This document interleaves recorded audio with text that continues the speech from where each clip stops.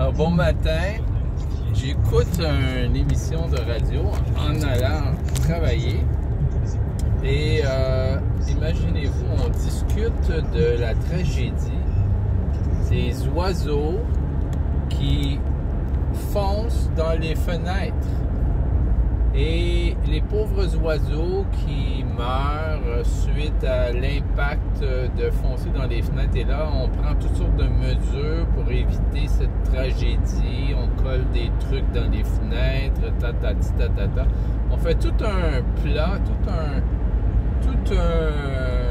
une émission sur les pauvres oiseaux qui se fracassent le crâne dans les fenêtres.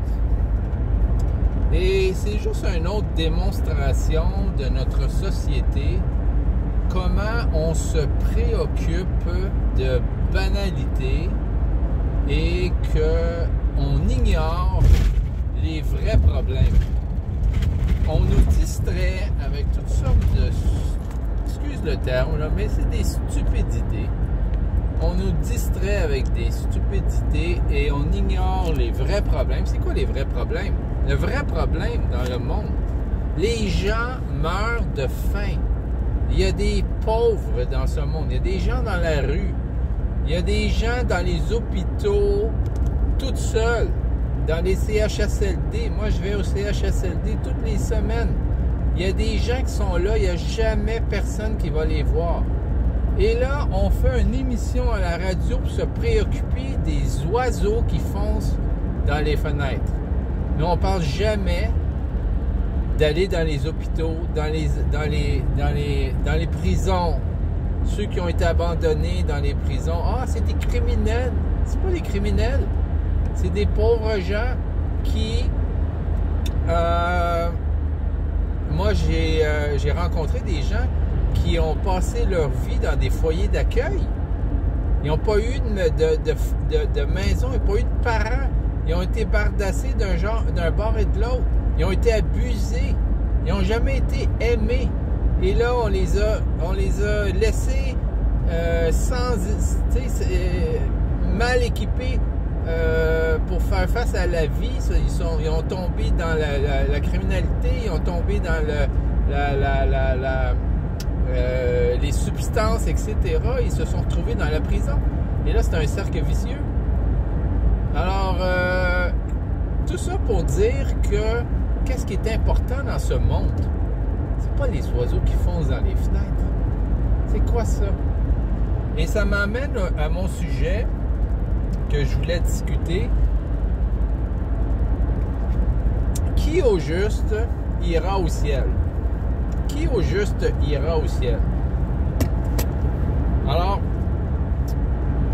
s'il y en a qui ont écouté mon dernier vidéo, podcast, audio sur Matthieu 7, 21 à 23, eh bien, ce podcast, si tu veux, va faire suite à ça. Alors, on voit dans Matthieu 7, 21 à 23, que Jésus nous dit, ce n'est pas tous ceux qui ne disent Seigneur, Seigneur, qui entreront dans le royaume des cieux. Alors, c'est une phrase assez frappante, assez bouleversante en fait, parce que beaucoup disent Seigneur, Seigneur et croient aller au ciel, croient aller au royaume des cieux. Et Jésus remet les pendules à l'heure et nous dit que ce n'est pas tous ceux qui me disent Seigneur, Seigneur. Et en fait, il va plus loin. Il dit plusieurs me diront Seigneur, Seigneur. Plusieurs. C'est très tragique. Parce que en plus de pas y avoir tant de gens que ça qui appellent Jésus le Seigneur, il n'y en a pas des tonnes, surtout dans mon pays. Dans mon pays, ce n'est qu'une minorité de gens qui disent que Jésus est Seigneur. Mais parmi cette minorité de gens qui appellent Jésus Seigneur, Jésus dit, plusieurs de ces gens-là n'entreront pas dans le royaume des cieux. Et c'est très tragique. Très, très, très tragique. Ça veut dire qu'il y a des centaines, voire des milliers de personnes qui sont assis dans les églises, qui sont debout, les mains dans les airs, et qui disent « Seigneur, Seigneur, Alléluia, Seigneur, Seigneur ». Et parmi ces gens-là, il y en a plusieurs qui n'entreront pas dans le royaume des cieux. Quelle tragédie! C'est la phrase la plus tragique qu'il y a dans le Nouveau Testament, quasi. C'est ceux qui croient aller au ciel et qui n'iront pas. Éloignez-vous de moi, je ne vous ai jamais connu. Je crois que c'est le verset 23. La pire phrase qu'on peut entendre de toute sa vie. Éloignez-vous de moi. Éloignez-vous de moi. C'est épouvantable comme phrase. Alors si des centaines, voire des milliers de personnes qui appellent Jésus Seigneur, Seigneur n'iront pas dans le royaume des cieux et par défaut, malheureusement, tragiquement, épouvantablement se retrouveront en enfer, alors qui ira au ciel? Qui ira au ciel? Eh bien, il n'y en a pas beaucoup. Et Jésus, encore une fois, nous met les pendules à l'heure et nous dit que large et spacieuse est le chemin qui mène à la perdition. Large et spacieuse est le chemin qui mène à la perdition et plusieurs y entreront. Ça, c'est l'autre grande tragédie dans la Bible, dans le Nouveau Testament. Vous savez, le Nouveau Testament, l'Évangile veut dire bonne nouvelle. La bonne nouvelle, c'est que Jésus est né. Sauveur du monde. On a juste à suivre le Seigneur Jésus et nous serons sauvés. Ça, c'est la bonne nouvelle. Mais la mauvaise nouvelle, c'est que si on ne suit pas le Seigneur Jésus, si on n'est pas sur le chemin du royaume des cieux, on se retrouvera en enfer. Ça, c'est la mauvaise nouvelle. Alors, Jésus est là pour nous sauver. On n'est pas sauvé par défaut. On est perdu par défaut. Il faut être sauvé. Alors, donc, la question est, si ceux qui invoquent Jésus, ceux qui disent Jésus est le Seigneur, n'entreront pas tous dans le royaume des cieux, entre autres parce qu'ils pratiquent l'iniquité, alors qui ira au paradis?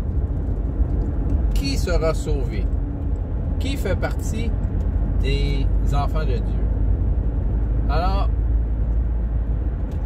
on a mentionné, je viens de mentionner le mot iniquité et équité. Et beaucoup de gens ne savent pas qu'est-ce que l'équité et l'iniquité. C'est quoi ça? C'est-tu épouvantable, ceux qui pratiquent l'iniquité? Qu'est-ce qu'ils font?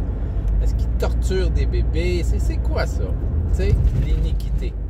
Alors, au lieu de l'expliquer comme mot, Jésus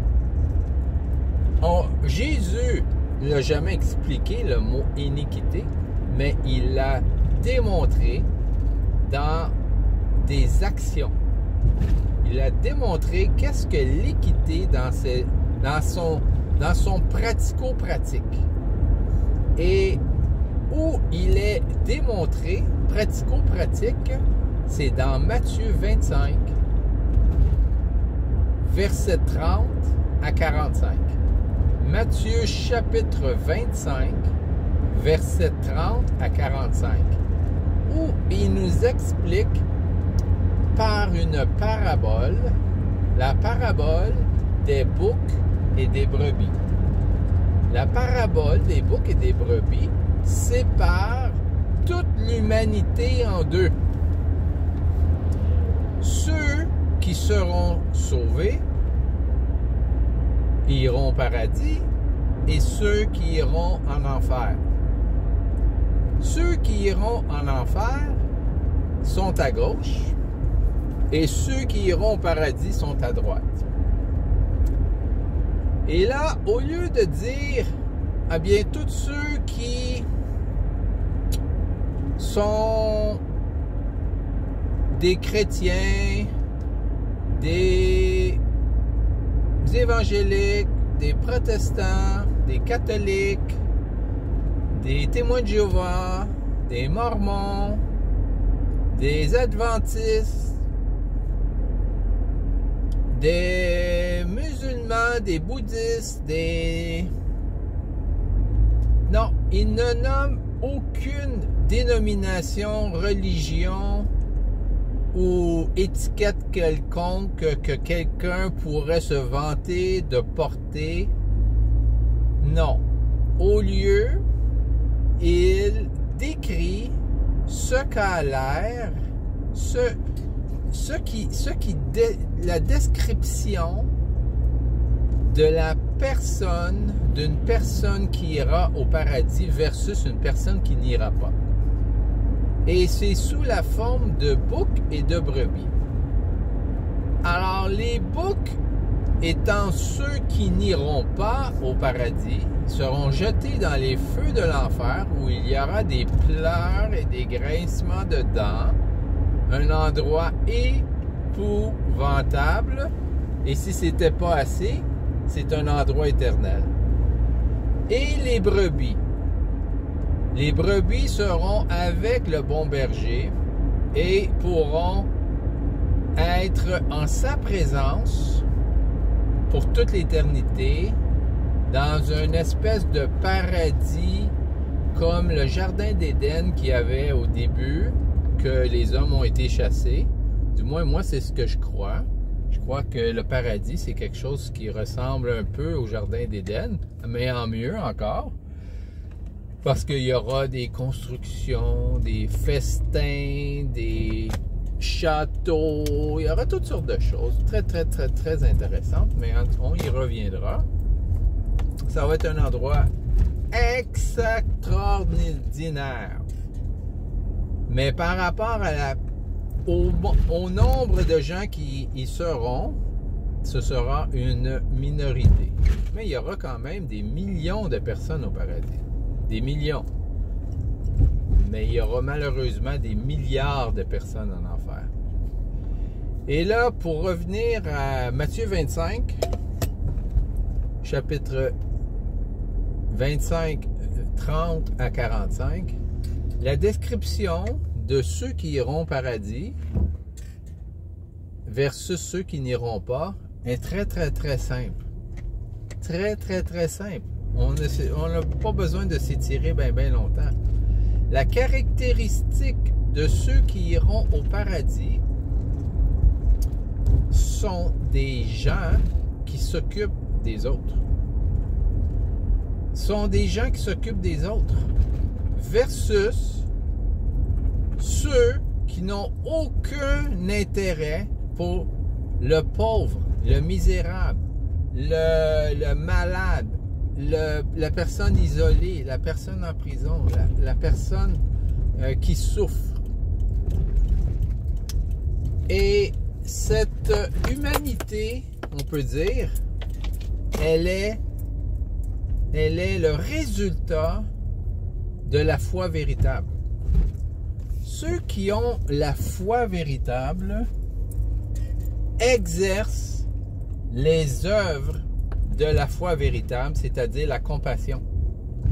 La compassion, la générosité, l'amour de son prochain, de façon pratico-pratique.